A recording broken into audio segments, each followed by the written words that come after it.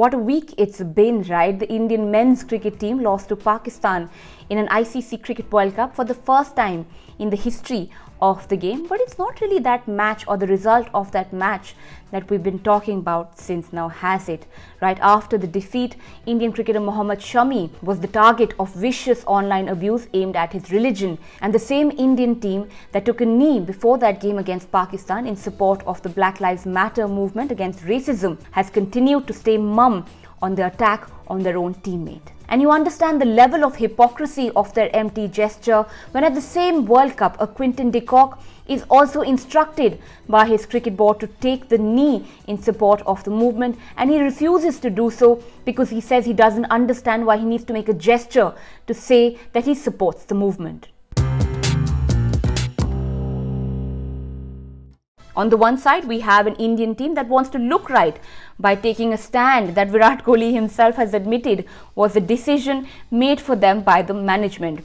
As in, the Indian cricket team took the knee at a cricket match an entire year after cricketers from across the world have been taking the knee during cricket matches.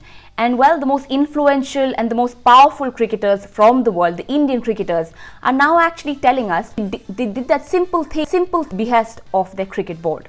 Another cricket board actually that asked their players to take the knee before their T20 World Cup opener was South Africa, and one South African player, Quinton de Kock, refused to do so. The consequences of that will be many, including the fact that South Africa lost that opener to Australia. But as Quinton de Kock has since clarified, and I quote, "If I was racist, I could have easily taken the knee and lied, which is wrong and doesn't build a better society." Meaning your gestures are not what count, your actions do. And in no way here am I indicating that Indian cricketers are racist. Of course, I'm not saying that. But as far as taking a stand on social issue goes, why make empty gestures? If you take a stand against racism for the TV cameras, why is it that you can't take a stand against the communal attack against your own teammates, somebody who's part of your own dressing room, somebody you spent months on tour with? How difficult can framing a tweet be?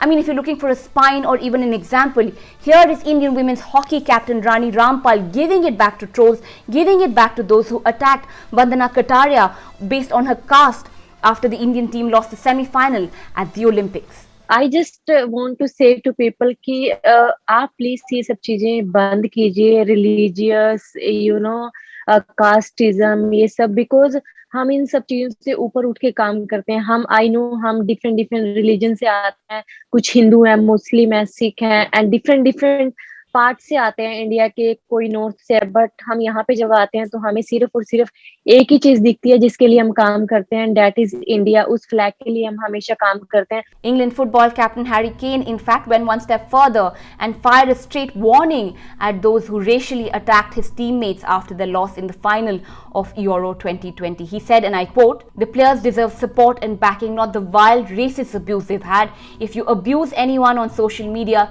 you're not an England fan and we don't want you." Simple, wasn't it? Spoke up, stood up for his team, took a stand.